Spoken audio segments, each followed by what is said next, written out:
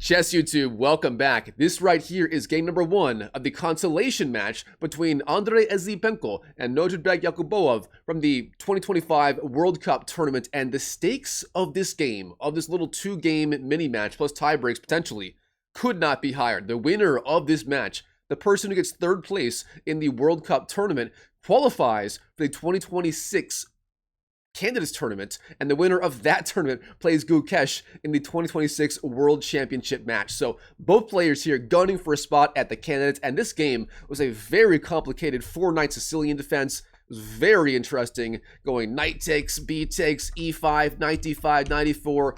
Crazy stuff. Let's dive right in. All right, in the game here, Andrey, playing as white, opens 1e4, and Nodirbek 1c5, Sicilian defense. We have knight f3, knight c6, and here a shocker on move 3. Almost every top player nowadays here in this position likes to go bishop b5. That is the famous Rosa de Lima Sicilian. It's very, very good. It's like a Roy Lopez, except Black's pawn is on c5 instead of on e5, and it is generally considered a little bit better for white. Now, instead, white plays the old main line. That is the open Sicilian 3d4. Now, the reason this right here is not so common is the Sveshnikov for black is just so good, so solid. Most white players don't want to play it, but in this game, white allowing it. So black here takes on d4, c takes, knight takes. We have knight f6, knight c3, and here the main line by far at the highest level is going to be e5. The so-called Sveshnikov, the Pelican, it's a very, very good Sicilian defense. It might even be the best open Sicilian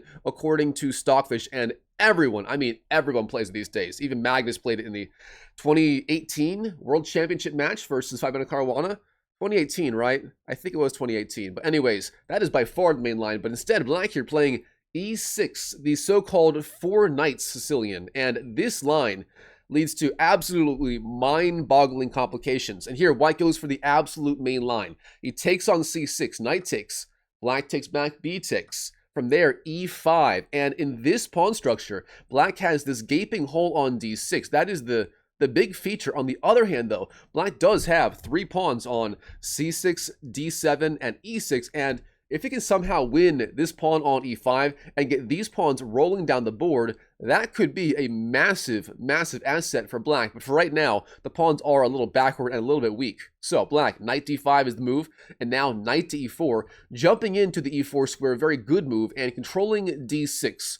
And this is the big tabia of this main line. From here, black has so many ways to continue. You can go queen to c7 or b6 or bishop b7 or f5 or c5. There are a lot of ideas here. I mean, a lot of ideas. So Nodirbek Yakubboev, what does he go for in this game? Well, he plays bishop b7, one of the main lines, by far a very solid move. And the idea is the bishop on this diagonal, it has absolutely no future. It's like me and my career path, absolutely no future. So bishop b7, this is the best square by far, and at some point black will go c5, trying to open up the scope of this bishop, which will be a very good idea. So from here, what is white going to do? Well, the main move by far here for white is c4, gaining space, pushing back the knight, and so on. It's a very logical idea, controlling the center. But instead, bishop d3, the 3rd most common move, but according to my database, this move scores incredibly well for white.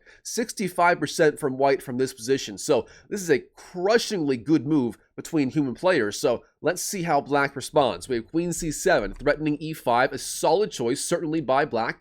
And now f4, gaining space, defending e5, and so on. Black, knight to b4, jumping out with that knight, attacking the bishop, and that bishop is very, very important. We saw in the other game, in the game 1 of the finals between Yi and his opponents, who I forget the name, but in that game, white did leave the bishop on d3 and allowed black to trade on d3 in the Petrov defense. Now, instead in this game, white does play the smarter idea of bishop e2, retreating and keeping the very important bishop alive. If black gets those 2 Bs, it is just lights out. They would be way, way too strong in this position, especially the light squared bishop, the sniper on b7. You can't allow the sniper to live unopposed. So white goes back with the bishop, bishop b2, and black c5. All part of his plan, gaining space, and of course, opening up the scope of the bishop, and of course, opening up the attack on the knight. So what is white going to do about it? Well, white does go bishop f3, a solid move, and we have sort of the artificial fianchetto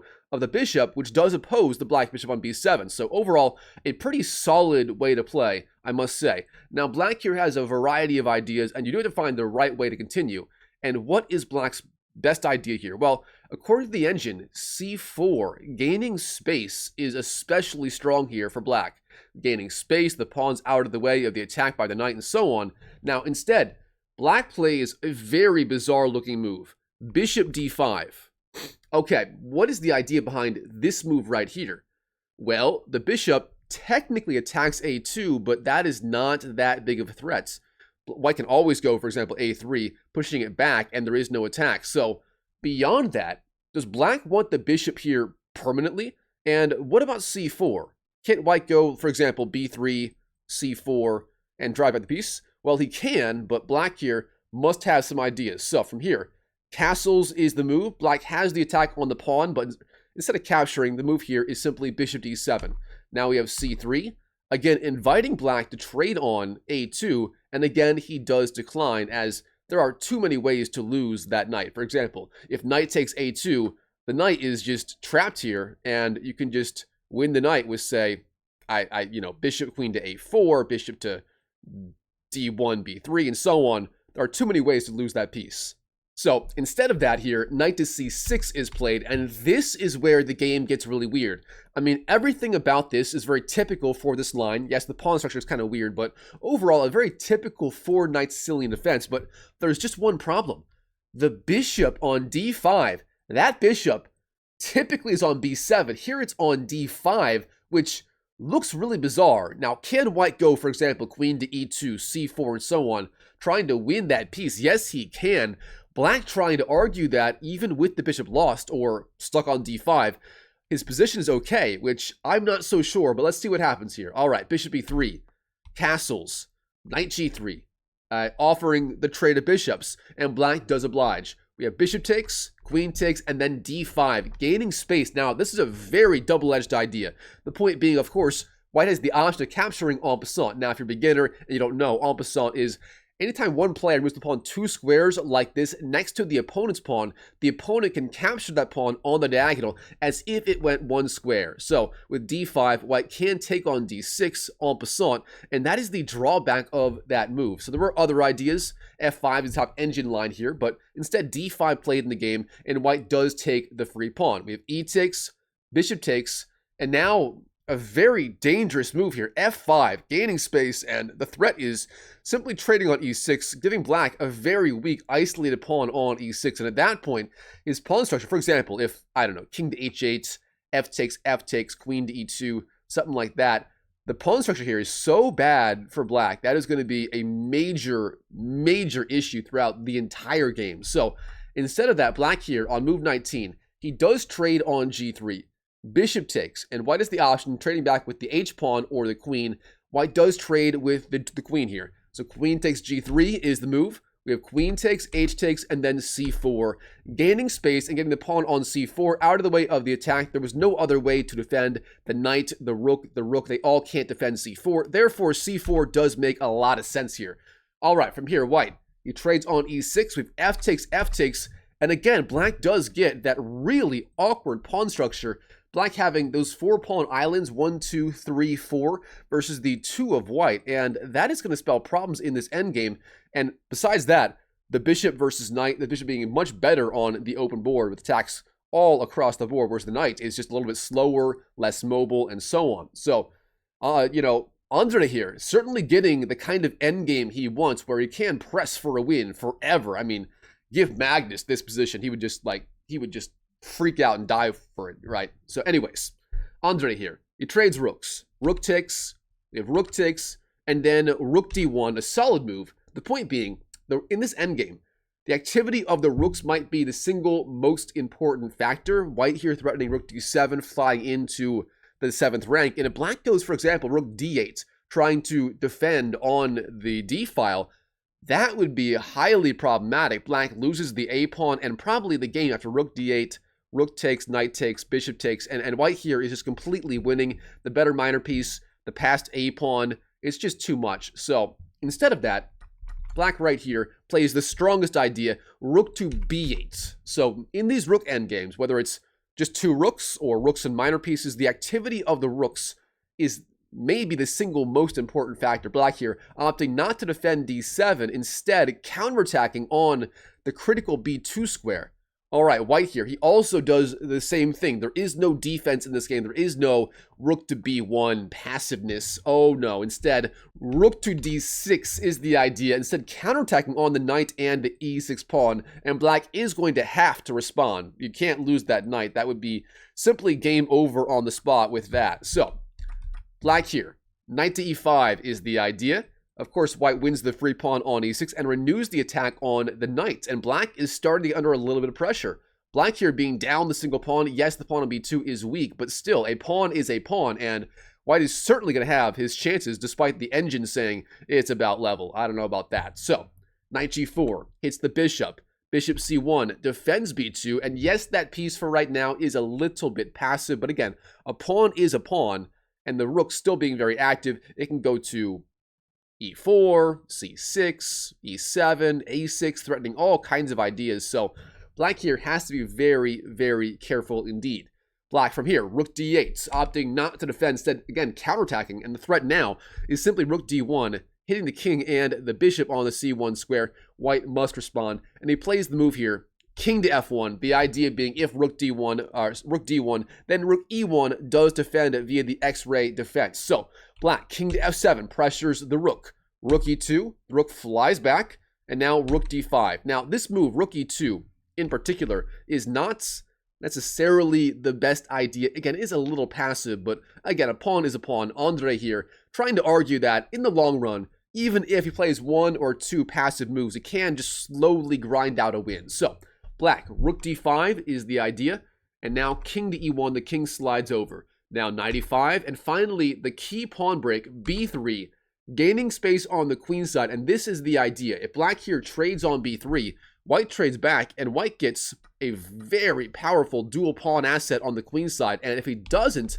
white can always go either b takes or even just b4, gaining even more space, pushing these pawns, and so on, and white's going to get a passed pawn sooner or later on the queen side. Now, black here plays very active. Knight d3 hits that king on the e1 square, and to be honest, most rook endgames are drawn. I think Tarrasch has that old famous saying, all rook endgames are drawn, which is a little bit of exaggeration, but the idea, it still holds true. Rook endgames in general tend to be quite drawish, so taking on c1, not the worst idea in the world. From here, white, king d1, sliding over, defending c1, if knight takes, king takes, and the bishop is not lost. From here, black, h5 is the move, and now we have bishop d2, and things are starting to spiral out of control for Nodirbek. Andrey here, getting a fantastic endgame, getting very good play, and it's not so clear how black is going to defend this. We have rook a5, attacking a2, but then the very simple response, bishop e3,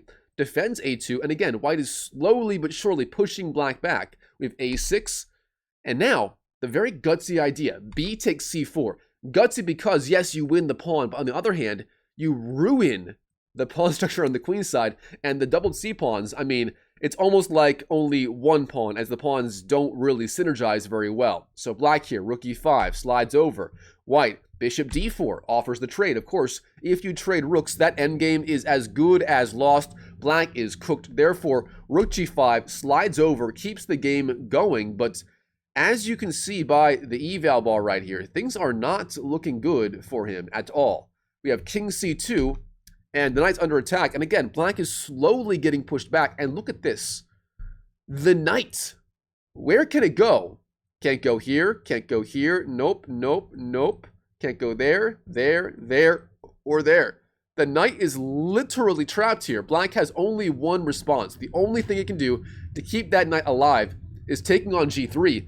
But here, Andrey, having a very good understanding of elementary endgames, he plays the very strong response, bishop to e3, and have a look at this. The knight, again, on the d3 square is almost trapped. The only square it can go to, the only way to keep this piece alive is knight to e5.